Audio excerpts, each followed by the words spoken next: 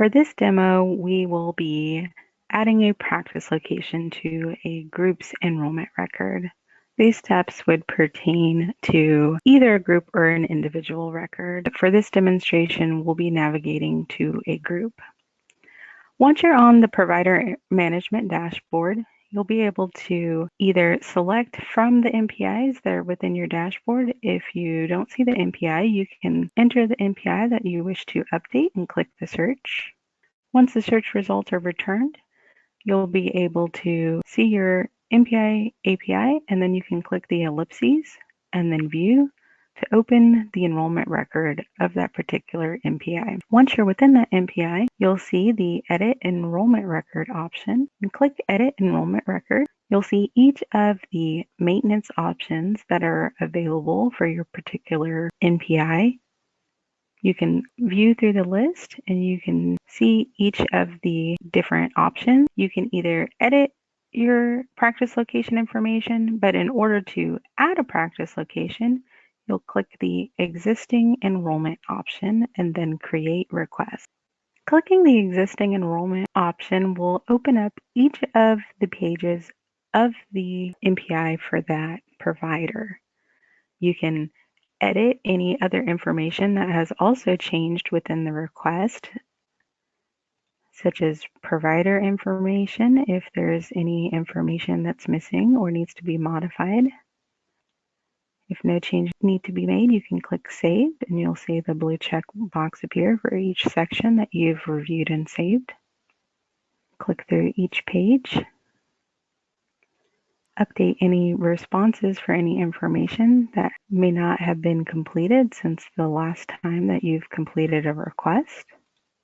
For demo purposes, we will be answering these questions as no, but if you have a yes response, additional information may be requested.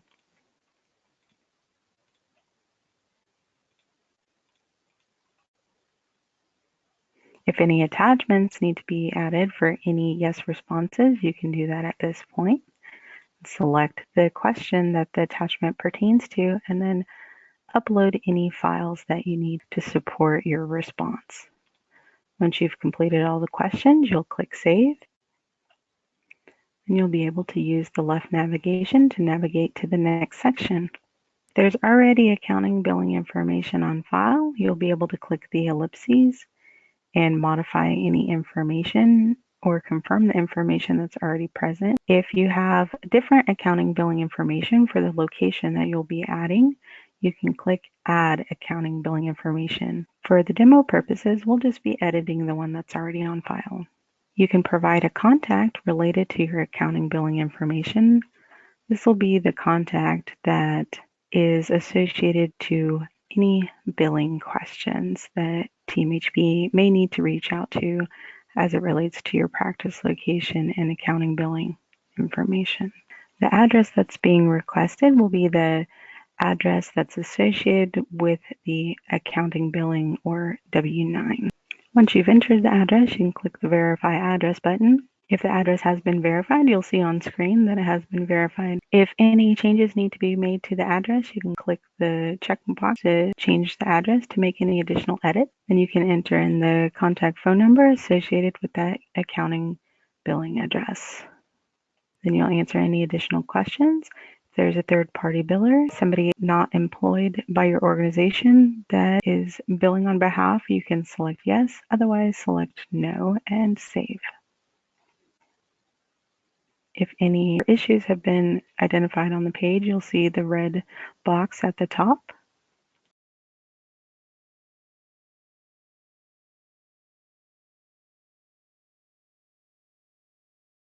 So once the accounting billing information page has saved, then you'll navigate to the W-9. Information will be pre-populated. You can confirm that information or edit any information as necessary. Complete any missing fields. The address that's on this page is pre-populated from the accounting billing information page, so if any changes need to be made, you'll need to navigate back to that particular page to make those edits. Again, confirm the information that's already present. Once you've reviewed and certified your W-9, you can click I attest. This is what appears on my W-9, and complete any additional fields or missing information that was not previously captured as part of your enrollment record.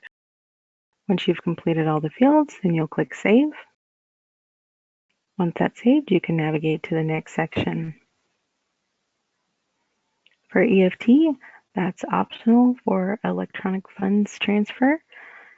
If you have information, you can continue reviewing and updating that information and clicking Save. For the demo purposes, I'll be selecting I do not wish to participate in the EFT program and save that selection. Once all sections have been completed for accounting billing information, you'll use the back arrow in the blue header in order to navigate back to the main left navigation menu. You'll continue through to the next section of the application. Complete any responses within the ownership and controlling interest section. If there are any yes responses, you may be required to provide additional details. For the purposes of the demo, we'll be selecting no. Once you've gotten to the owners, creditors, and principals section, you'll see any owners, creditors, or principals who are already affiliated with your NPI enrollment record. You can click the ellipses and then open to review the information that's been provided and make any changes as necessary. You can navigate through each of the left navigation options for the principal that has been selected, review each of their particular details.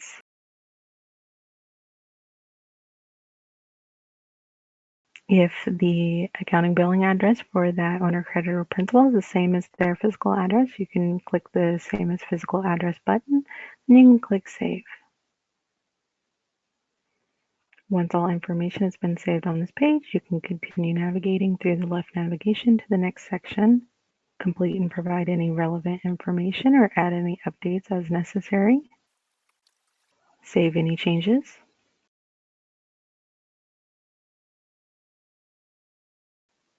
continue reviewing each of the sections that pertain to the owner, creditor, principal, make any edits, and save any changes.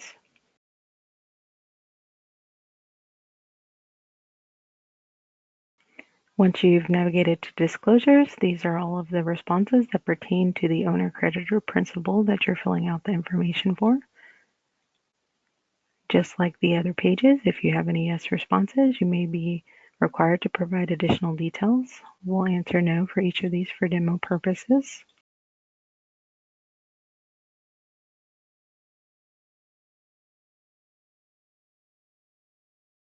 Once all sections have been completed for the owner, creditor, principal, you can use the back button in the blue header bar in order to return to the main navigation. We've returned back to the main ownership controlling interest section. Ensure that each of those yes/no responses were provided. If they did not save, it's good to make sure that you save throughout your request before navigating off the screen. For designation of authorized individuals, you can click to add authorized signatory. This is the person who's able to sign on behalf of an organization. From the drop-down menu, you select from any of the persons or individuals that have been added from the owners, creditors, principals section. So if the person you wish to add as an authorized signatory is not available, you'll need to close this and add them first to the previous section in order to select them from the drop menu. It'll pull over their position title that was previously provided, and then you'll add the email address. Then you'll save your changes. And then once that's been added, you'll save the page again. Once all of the sections within the ownership and controlling interest section have been completed, then you'll move on to programs. You'll be able to select yes or no for each of the programs that Texas Medicaid offers. For demo purposes, we'll only select acute care fee for service. Once you've made all of your edits, you can click Save. Now that programs has been completed, we'll continue to practice location within the left navigation. You'll be able to see each of the addresses that are already on file. At this point, you'll be able to add your practice location. You'll select the type of location, whether or not you're a group or if it's a facility at this location. This drop-down responses will be different if you're an individual provider. These are options for an organization. Once you've made your selection, then you'll click Add Practice. This will take you into each of the screens that pertain to that particular practice location that's being added. There are several options within the left navigation. You'll need to fill out each section as it pertains to the practice location. The location name is optional.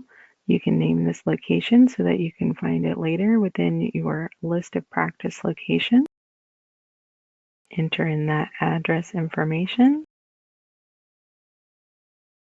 and verify the address. Enter in any additional required fields on the page or any optional fields as it pertains to your situation, and then click Save.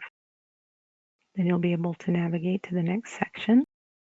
For program and services participation, we'll select to add a program and service participation. Then you'll be able to select your program. The options in this list are based off of the yes/no responses that we previously provided under programs. Once that program has been selected, you'll continue down filling each of the required fields on the page. So we'll go to Services Provided, select the primary taxonomy code, then we'll select the provider type. Once those have been selected, we'll continue navigating through the page, making each of the selections as it pertains to the practice location that's being added. For taxpayer identification number, we'll get a drop-down list. These are of the tax IDs that were previously entered in the accounting and billing information page. If the selection you want to make is not present, you'll need to navigate back to that page to make any edits in order to be able to make your selection on this page. Then we'll answer any additional questions as it pertains.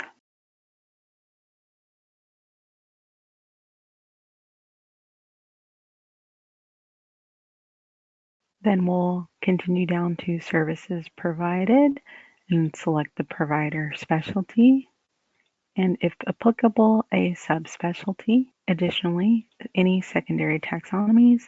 This has already been used for primary, so we won't need to select it for a secondary, so we can go ahead and leave that blank, and then we'll click Save. Once the page has been saved, you'll continue down to the next section within the practice location. Enter in any county served as applicable. You can type it in to do a search and make that selection. You can enter in multiple. Same thing with additional languages. You'll make your selections, continue through, add any office hours.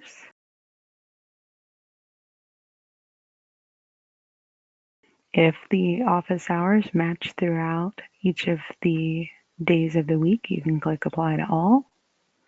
And you can still make edits to any days as necessary.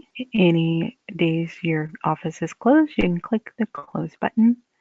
Then, once you've made all relevant changes, you can click Save. Once that record's been saved, you can continue moving on to the next section within Practice Location. For managing employees, this is where you will select from the persons or individuals that were previously added in the Owners, Creditors, Principals section of the Ownership and Controlling Interest. You'll click Add Managing Employee Association. You can select your employee that's managing that particular practice location. Then you can select from their roles. These are also previously provided. If only one's provided, that'll be your only option. If that person does multiple roles, you'll need to select from the roles as it pertains to the practice location that's being added. The start date at the location pre-populates with the day that you're adding this practice location. You are able to change this date if necessary. End date is optional at this point. That will only be required later if you wish to edit that employee's relationship to the practice location. Once you've made all of your edits, then click Save. Then we'll move to the next section, mailing contact addresses. This section is optional, but you can go ahead and add any additional mailing or contact addresses that pertain to the practice location that's being added. Once you've completed each of the sections, then you can go ahead and click the back arrow in the blue header to return to the main navigation. So we've just completed the practice location information. You can see that the practice location that we just added is now in the grid for review, and it is pending change since it has not yet been approved and added to your enrollment record. We'll continue down to the next section within the left navigation to application fee. If an application fee is required for this change, you'll see additional questions to designate if you are going to mail a check to Team HP or if you've already paid Medicare or another state Medicaid agency. If those questions do not appear, then the application fee is not applicable for your situation. You can just save draft and continue on to the next section within the application. Once we have navigated to attachments, we can upload any additional attachments that support your request for change.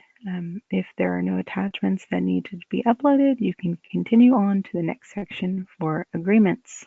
For here, for the HHSC enrollment agreement, you'll click the ellipses and select your authorized signatory. This list of persons, since we are in an organization, will be from the drop-down for the designation of authorized signatories that we added previously in the ownership and controlling interest section.